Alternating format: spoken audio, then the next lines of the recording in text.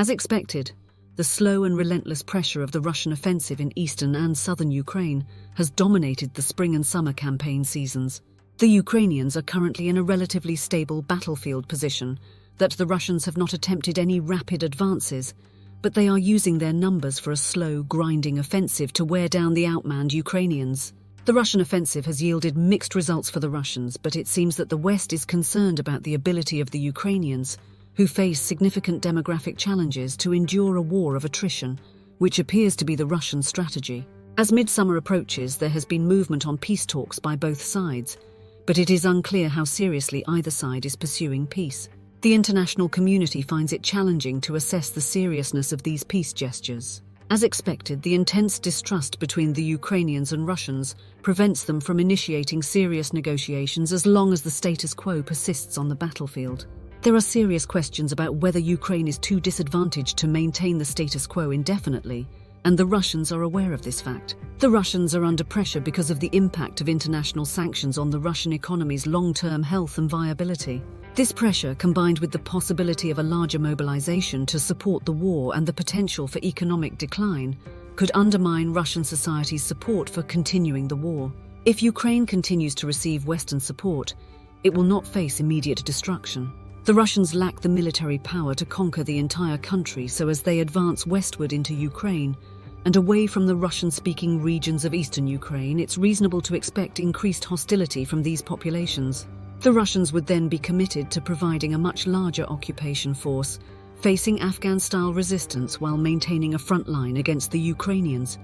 The addition of a few North Korean engineering brigades will not significantly contribute to the occupation force. The West recognizes Ukraine's need for support, and this war binds them to the promise of unwavering support and even increased aid to help Ukraine fend off its demographic crisis. The unfortunate part for Ukraine is that the Russians have occupied 25% of the country's territory, and unless Russia undergoes a cataclysmic political shift, there is no real prospect of regaining these territories.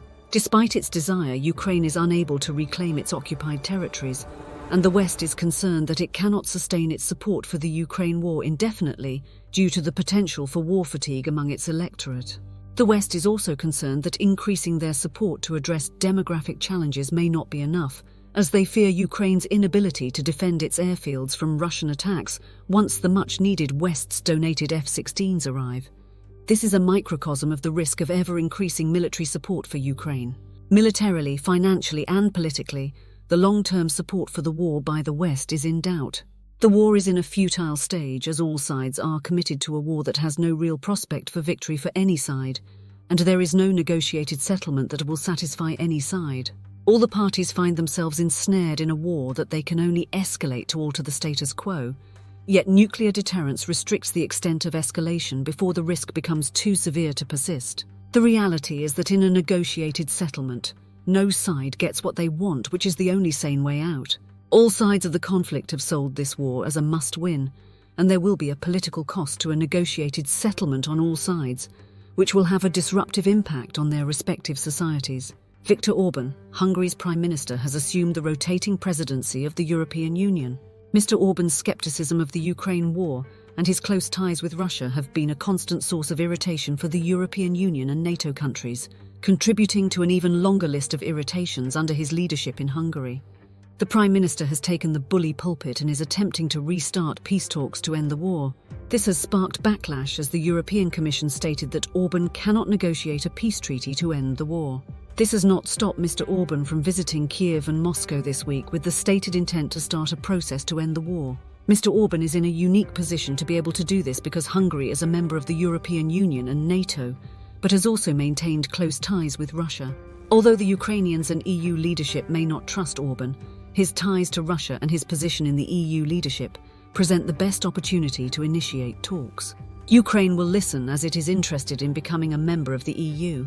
Ukraine's future hinges on EU membership, given the expectation that Ukraine will neither seek Russian financial support nor will Russia provide such support. President Zelensky cannot simply ignore the EU president.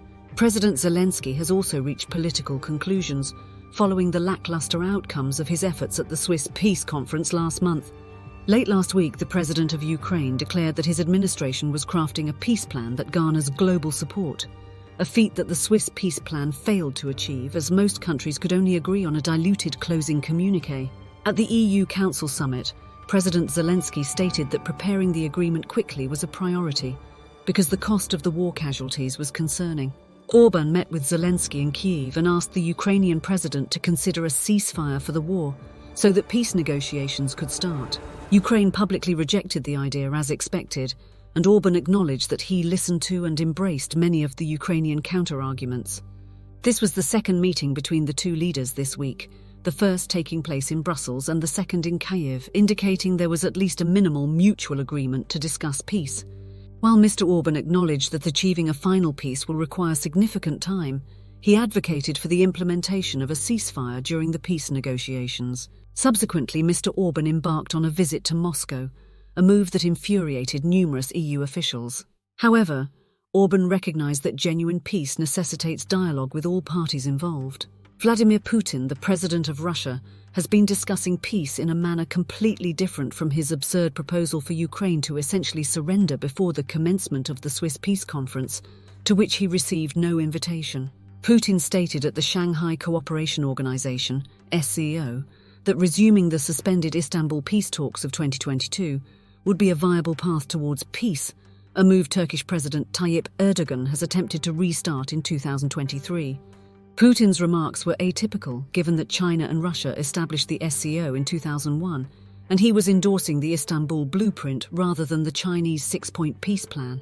However, Putin wasn't advocating for surrender as a path to peace. When Mr. Orban arrived in Moscow to meet with the Russian president, the Russian Foreign Ministry stated that the demands for Ukraine to lay down its arms and leave the Donbas were still official Russian policy.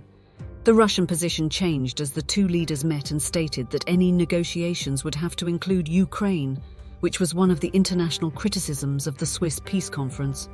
The more significant statement was that Putin was willing to discuss the nuances of the various peace proposals in order to end the war.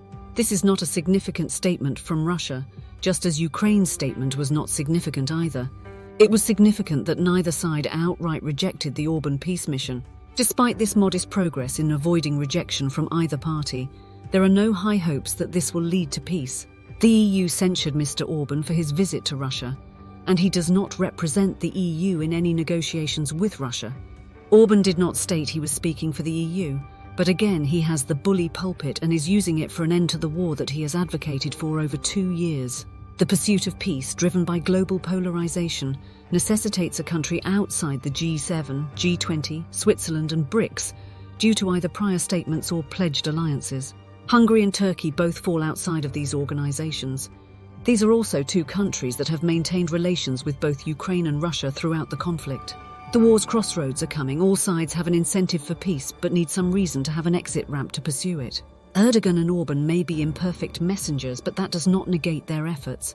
And as Orban said on X about his new efforts, we cannot sit back and wait for the war to miraculously end.